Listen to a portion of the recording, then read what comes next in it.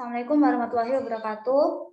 Kami dari kelompok 4, di sini kami akan menjelaskan mengenai tentang persoalan sengketa serta klaim antar negara Indonesia dan Malaysia terkait dengan sengketa Blok Ambalat. Dengan mata kuliah Hukum Internasional di bawah pengampu Ibu Cukli Setia Pratiwi, SH, LLM, MCL, Universitas Muhammadiyah Malang. Saya sendiri sebagai presenter di sini, Arfi Kolandari dengan NIM 100, dan saya akan memperkenalkan anggota saya, yaitu ada Muhammad Farhan Hafiz dengan NIM 084, Riko Alam Wiraputra dengan NIM 091, saya sendiri Arfi Kolandari dengan NIM 100, Randy Riki Wijaya Rahman dengan NIM 107, dan Adjuta Abda Camara Faris dengan NIM 109. Langsung saja kita masuk ke penjelasan. Di sini ada tentang aspek pendahuluan dan akan dijelaskan oleh Adjuta. Dengan Adjuta dipersilahkan.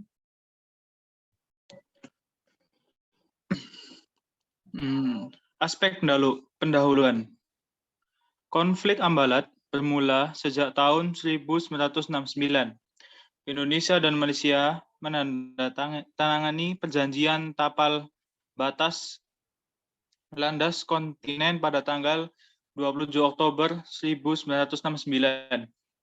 Indonesia meratifikasi perjanjian tersebut pada tanggal 7 November 1969.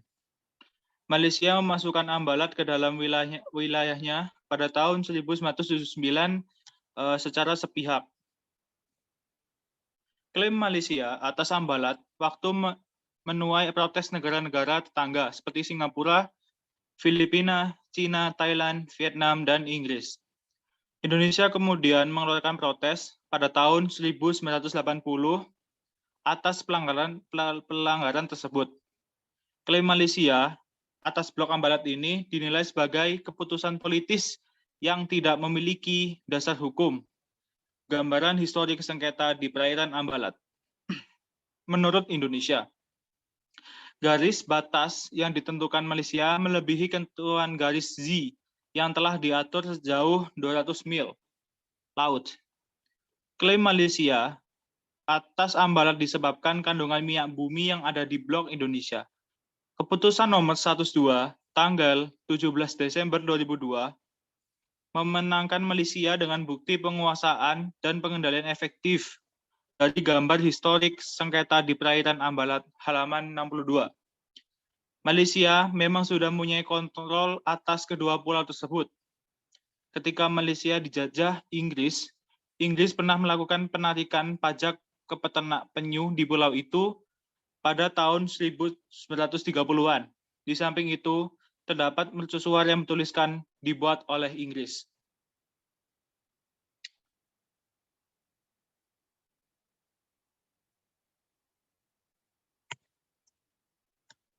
Mengapa sengketa tersebut menjadi pembahasan kelompok kami?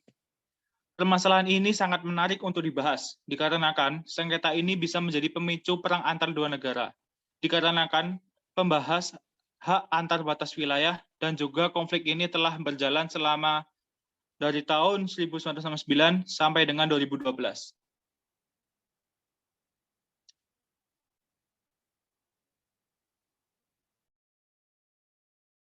Saya kembalikan lagi ke moderator. Baik, terima kasih untuk Adjuta penjelasannya. Di sini saya sendiri akan menjelaskan mengenai tentang perlakuan Malaysia untuk mengklaim Blok Ambalat. Nah, berdasarkan undang-undang yang disahkan pada bulan Agustus tahun 1969, Malaysia menetapkan luas teritorial laut sejauh 12 mil laut yang diukur dari garis dasar dengan menarik garis pangkal lurus menurut ketentuan Konvensi Hukum Laut. Mengenai laut teritorial yang berdasarkan undang-undang tersebut, selanjutnya Malaysia mendeklarasikan secara sepihak peta Malaysia pada tahun 1979, tepatnya pada tanggal 21 Desember. Selanjutnya pada bulan Desember tahun 1979, Malaysia mengeluarkan peta baru dengan batas terluar klaim maritim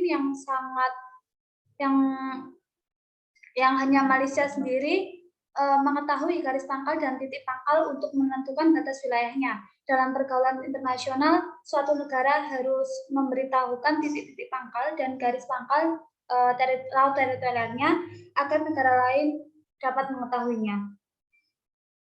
Saya juga akan menjelaskan mengenai proses klaim yang diajukan Malaysia terhadap Blok Ambalat.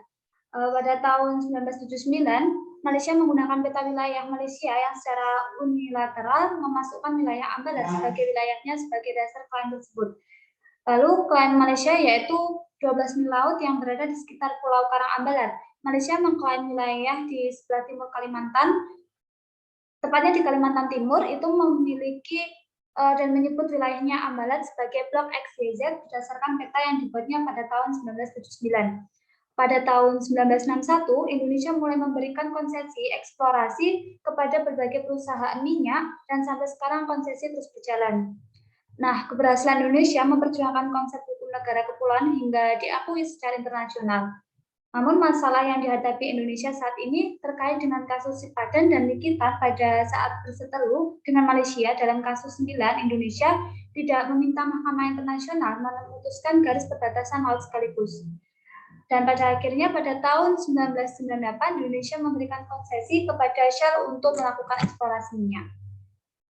Selanjutnya akan dijelaskan oleh teman saya yaitu Randy. Randy dipersilahkan. Terima kasih Arvika. Prinsip sengketa. Yang pertama, prinsip itikat baik atau good fight. Prinsip itikat baik dapat dikatakan sebagai prinsip fundamental atau prinsip dasar dan paling sentral dalam penyelesaian sengketa antar negara. Prinsip ini mensyaratkan dan mewajibkan adanya itikat baik dari para pihak dalam penyelesaian sengketanya.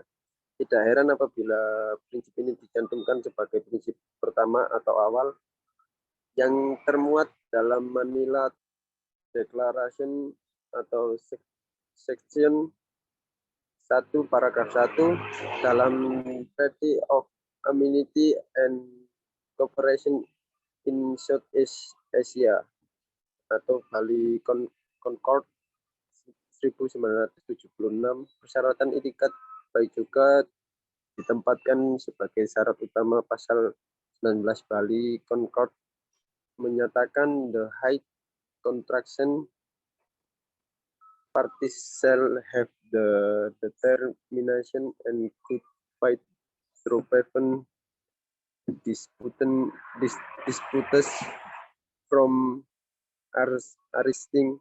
Dalam penyelesaian sengketa, prinsip ini tercerminkan dalam dua tahap. Yang pertama, prinsip itikat baik disyaratkan untuk mencegah timbulnya sengketa dalam mempengaruhi hubungan-hubungan baik di antara negara. Yang kedua, prinsip ini disyaratkan harus ada ketika para pihak penyelesaian sengketanya melalui cara penyelesaian sengketanya yang dikenal dalam hukum internasional, yakni negosiasi, mediasi, konsiliasi, arbitrasi, pengadilan, atau cara-cara pilihan para pihak lainnya. Dalam kaitan ini, Section 1 paragraf 5 Deklarasi Manila mensyaratkan adanya prinsip itikat baik ini dalam upaya untuk mencapai penyelesaian sengketa sengketa dengan lebih dini atau lebih cepat. Next.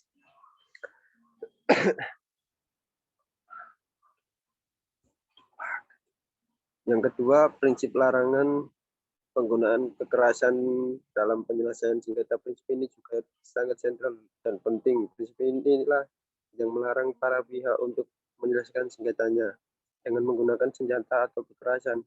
Prinsip ini termuat antara lain dalam pasal 13 Bali Concord dan pembukaan atau preamble paragraf ke-4 Deklarasi Manila. Pasal 13 Concord antara lain menyatakan in case of disputes on matter directly affecting them, the shall refrain from the death or use of force and shall at all times settle should disputes among themselves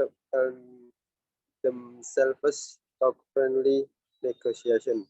Selanjutnya, dalam sebagian perjanjian internasional lainnya, prinsip ini ditemukan dalam pasal 5 Fakta Liga Negara Arab 1945, Part of League of Arab States, pasal 1 dan 2 The 1947 Inter-American Treaty of Reciprocal Assessment, dan lain-lainnya.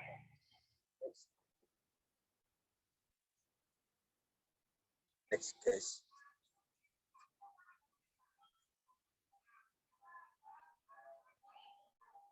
Next.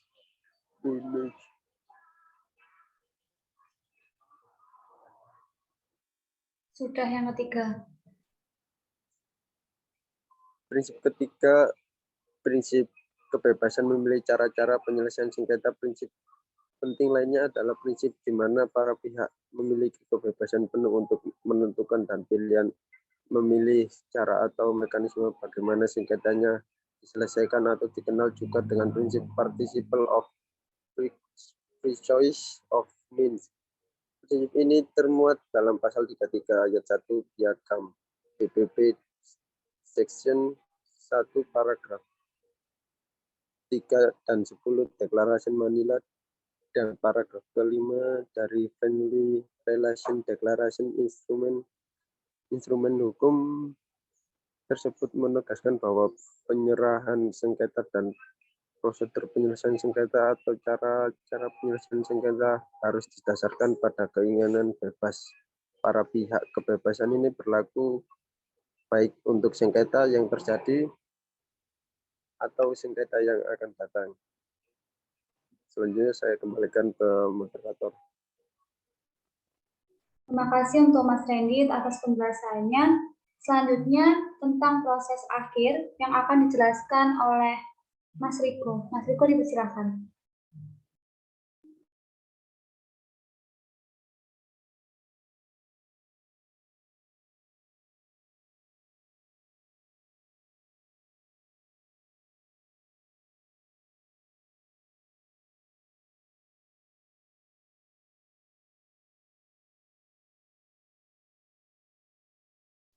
Riko, dipersilahkan.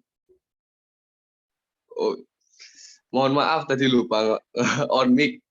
Nah, saya menjelaskan proses akhir dari sengketa ini. Nah, setelah sekian lama bertingkat, konflik Ambalat mulai mendapatkan titik terang. Masa deeskalasi yang dimulai tahun 2009 ketika kedua negara ini sedang melakukan proteksi serangan. Presiden Susilo Bambang Yudhoyono dan Perdana Menteri Malaysia, Abdullah Ahmad Badawi, berusaha untuk mencegah adanya konflik di antara kedua negara. Indonesia tetap berpegang teguh pada aturan UNCLOS yang menentukan bahwa batas landas kontinen dihitung sejauh 200 mil laut dari garis pangkal. Atau UNCLOS pasal 76 dan ZEE, atau bisa disebut zona ekonomi eksklusif. Mengawali konsep negara kepulauan melalui dan tidak hanya itu saja, Indonesia mengawali konsep negara kepulauan melalui Deklarasi Juanda tahun 1957. Kemudian memperjuangkan konsep yang ada di dalam Deklarasi Juanda ke dalam forum UNCLOS sehingga batas landas kontinen 200 mil dapat diakui secara internasional. Nah, Indonesia dalam kasus ini tetap berpegang pada posisinya yang memasukkan Ambalat sebagai wilayah Indonesia. Ambalat merupakan kelanjutan alamiah dari lempeng Pulau Kalimantan, letaknya pun masih di dalam 200 mil dari garis dasar. Dari fakta ini yang menguatkan bahwa Ambalat berada di dalam kedaulatan Indonesia. Oke, saya kembalikan pada Mbak Arvika. Terima kasih untuk Mas Riko. Selanjutnya akan dijelaskan pada Mas Farhan mengenai keputusan yang dicapai putusan pengadilan. Mas Farhan, dipersilakan. Oke, terima kasih moderator. Keputusan yang dicapai putusan pengadilan. Nah, penyelesaian klaim Malaysia dalam sengketa Blok Ambalat antara Indonesia dan Malaysia menurut hukum laut internasional, yaitu dengan memberikan kebebasan bagi kedua negara untuk memilih prosedur yang diinginkan. sepanjang itu disepakati bersama. Dalam Piagam PBB pasal 33 ayat 1 menyebutkan jika terjadi persengketaan hendaknya diselesaikan dengan cara negotiation, inquiry, mediation, conciliation, arbitration, judicial statement, resort to regional agencies or arrangement or other peaceful means on their own choice. Malaysia dan Indonesia sepakat untuk metode negotiation atau perundingan diplomatis sebagai langkah awal untuk menyelesaikan persengketaan mereka. Hal ini terlihat dari pertemuan-pertemuan yang sudah dilakukan oleh perwakilan kedua negara. Penyelesaian kasus batas maritim dapat dilakukan dengan negosiasi atau dengan bantuan pihak ketiga. Sejauh ini Indonesia dan Malaysia memilih negosiasi sebagai jalan penyelesaian sengketa.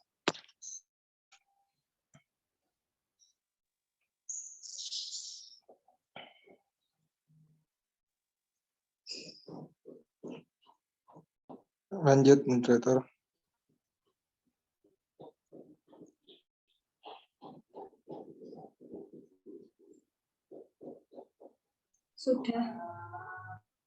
Sudah, next moderator. Itu yang langkah-langkah. Oh, ini udah ya. Langkah-langkah hukum yang dilakukan Indonesia dalam menghadapi klaim Malaysia atas perbedaan atas perbatasan wilayah.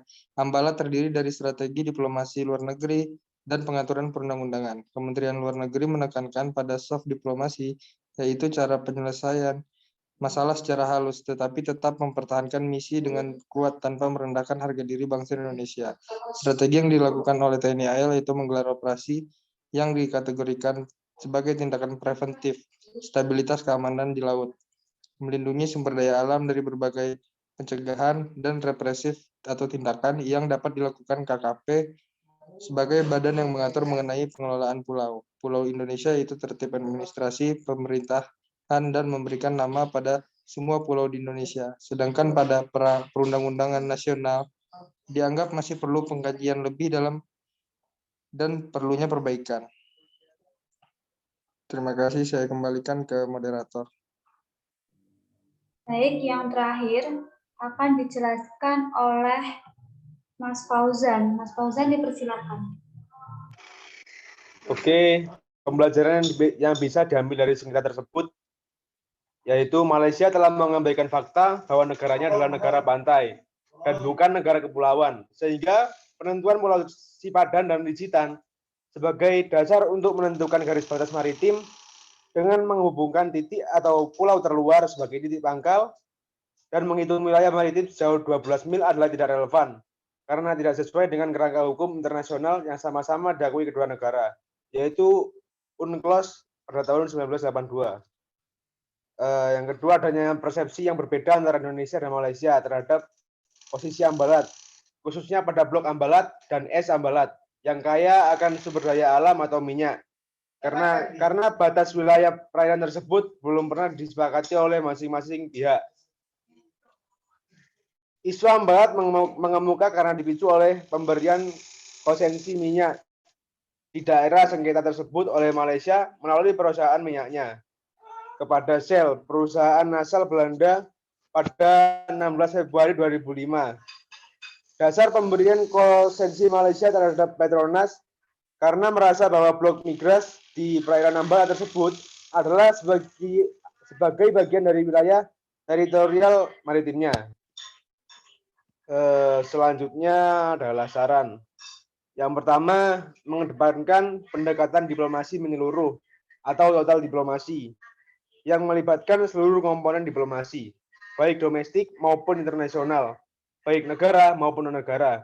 Secara domestik, koordinasi antara unit-unit dalam pemerintahan sangat penting untuk memastikan kesatuan sikap dan pandangan pemerintah dalam klaim terhadap isu Ambalat. Kementerian Luar Negeri diberikan kewenangan penuh untuk memimpin koordinasi antar lembaga dalam negeri. Selain itu, entitas-entitas masyarakat sipil juga seharusnya menjadi bagian yang tidak boleh diabaikan dalam diplomasi perjuangan dalam mempertahankan wilayah blok Ambalat. Saran yang kedua, Indonesia perlu terus menunjukkan penguasaan efektif terhadap wilayah yang diklaimnya di kawasan Ambalat. Mengingat hal ini bisa menjadi pertimbangan utama dalam setiap upaya menyelesaikan konflik perbatasan dalam klaim wilayah pada sidang-sidang mahkamah internasional. Untuk mendukung proses diplomasi dan memastikan penguasaan efektif atas wilayah barat yang disengketakan, maka peranan Tentara Nasional Indonesia sangat strategis dan signifikan.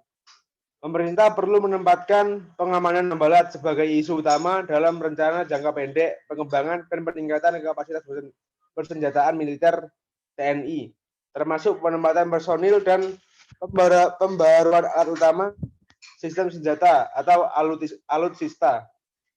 Saya kembalikan kepada moderator. Terima kasih untuk penjelasannya. Mungkin sekian dari presentasi dari kelompok kami. Bila ada salah kata, saya mohon maaf. Wassalamualaikum warahmatullahi wabarakatuh. Waalaikumsalam Waalaikumsalam warahmatullahi wabarakatuh. wabarakatuh.